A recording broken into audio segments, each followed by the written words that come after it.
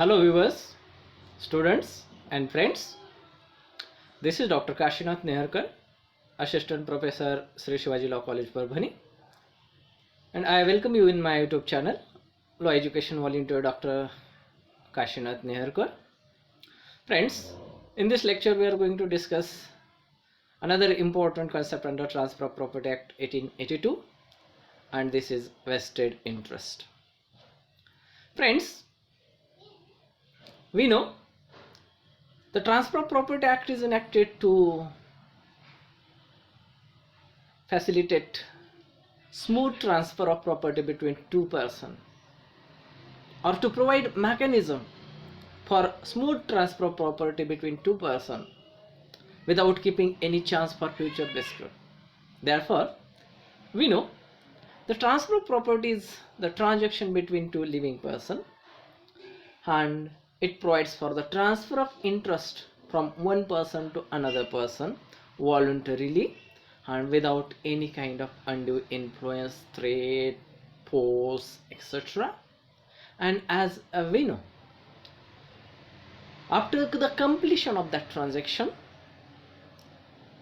there is a transfer of interest, and that interest may be full transfer of interest, or that can be the partial transfer of interest. That interest may take effect immediately, or that interest may take effect in the future, or that transfer may get complete title or incomplete title. But in this lecture we are going to discuss when a transaction is completed between the parties, that is transferor and transferee, and when the interest is created in favor of transferee, then what is the nature of that interest, whether he gets vested interest or contingent interest. Because after completion of that transaction, that transferee may get either vested interest or contingent interest. These are the two concepts. So in this lecture we are going to discuss what is the concept of vested interest. This concept is specifically dealt by section 19 of Transfer of Property Act. Friends, the vesting of interest means entitlement to property or getting a right in that property. It means after completion of that transaction, whether that transferee gets immediate ownership over the property which is subject matter of transfer, or whether he has to wait for getting ownership even after the transaction is completed. So when that person gets ownership over the interest or ownership over that property, then it is called as a vesting of interest immediately. So it is vested interest. So friends, therefore the vesting of interest we must understand. So when person gets immediate right in a property as soon as the transaction is completed, then such a right which is received by transferee, such a right that is created in favor of transferee, such a interest which is created in favor of transferee is called as a vested interest. See, section 19 of the act provides the circumstances, and it also gives the explanation when interest is called to be the vested interest. So you can read this section. I'm not going to read this section because you can read this section from bare acts also, but specifically section 19 of the act deals with those circumstances where interest which is created in favor of transferee is called as a vested interest. So in the circumstances mentioned under section 19, the transferee gets vested interest as soon as the transaction is completed, and as you know, when transaction is completed as soon as parties execute it. So let we see the essentials of vested interest. So when transferee gets vested interest, or to get transfer it to get vested interest, these essentials must be satisfied. See, these are three important essentials you must understand. The first essential is transfer of property between living person. So for creation of vested interest, or for creation of any kind of interest, the first important thing is there must be the transaction between two parties, and that transaction must be transfer of property as per section 5 of the act. So that transaction must satisfy the essential conditions of section 5 of the act. Then second essential of transaction that provides for vested interest is that transaction creates interest in favor of transfer. So there must be the conveyance. What the crux of second essential is that there must be the conveyance. It means by that transaction, transferor must have created a particular interest in favor of transfer. And third important essential which is necessary to decide whether a particular interest is a vested interest or not is that transaction provides when interest to take effect. Though the transferor creates an interest in favor of transferee, but the transferor provides that when that interest shall vest into transferee, it means when that transferee shall get ownership of that interest.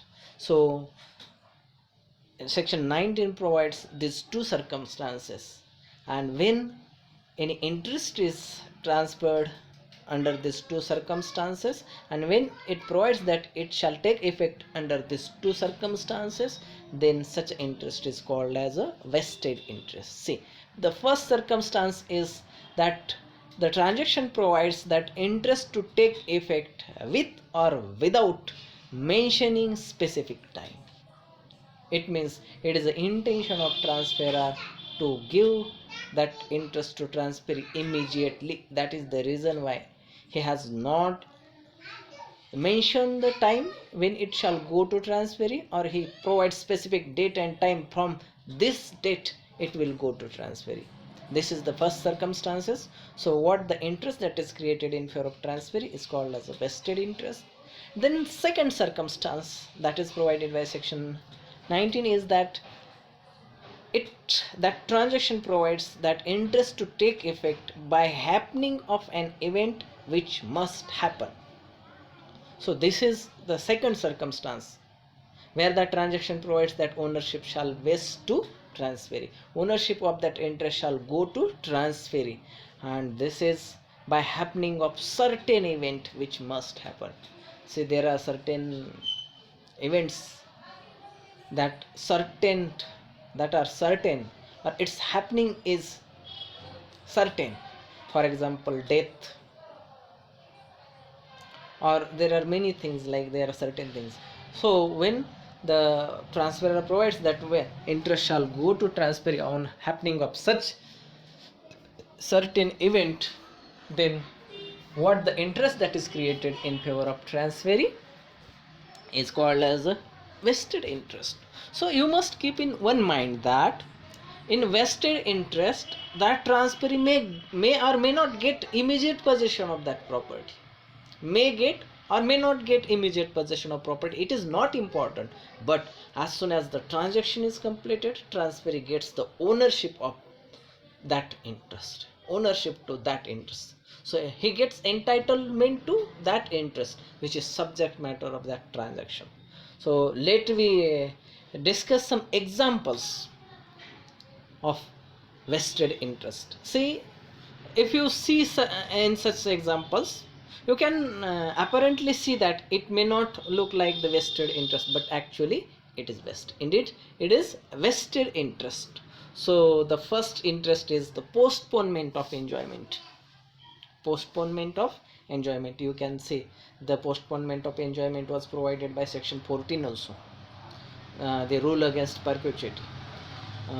Again, see, the postponement of enjoyment was provided by section 17. So in this circumstance also it is vested interest. Then the second example is the creation of prior life interest, section 13. See, section 13 of the act provides a mechanism by which a property can be transferred for the benefit of unborn person.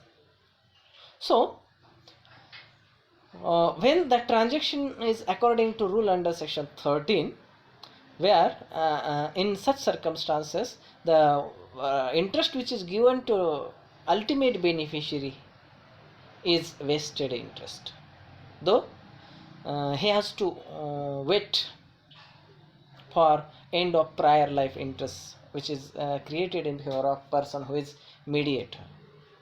Then third is direction for accumulation of income, section 17. By the transaction, as you know, when the direction for accumulation of income under section 17 is there, it is valid direction as per the terms and conditions of section 17. Then it is also what the right that is given to transferee is called as a vested interest.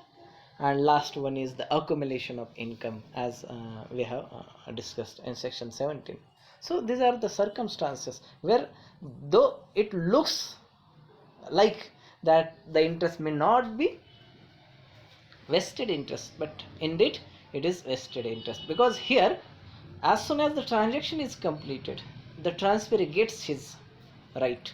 Transferee is entitled to that interest. Transferee is entitled to that property, though he may not get immediate possession of that property. You can take the example of first example, second example, third. Okay. He may not get the immediate possession, but he may get, he always get the immediate ownership to that interest. Then let me discuss what is the nature of interest, vested interest. See, the first nature of vested interest is it is a present right and it is fixed right. So as soon as the transaction is complete, the transferee gets right immediately. So he gets right in a present. So he gets ownership to that property. So, and his right is fixed right. It is not getting of right is not dependent upon any contingencies, etc. Then second nature is such a right is a transferable as well as inheritable. Transferable and inheritable. It means the transferee can dispose the right. He can transfer such a right by way of sale, mortgage, whatever the different modes by which he can dispose it. So because he gets absolute right over that interest, so he can transfer it. Even in case of his death, his legal heirs can inherit the right. Then the right is not defeated by death, as I have told you, because the possession may be postponed. He may get immediate ownership. So during that period, ownership event and getting possession of that property, during that period, if the transferee is died, then again his heirs will get the right. So it does not defeat. The right is not defeated by the death of transferee. And lastly, the interest vests as soon as the transaction is completed. It means the transferee is not required to wait for future events to get the ownership vested in this him. So friends, this is very important concept for you. So if you like this video, please like it, share it with your friends, and do not forget to subscribe this channel. Thank you friends.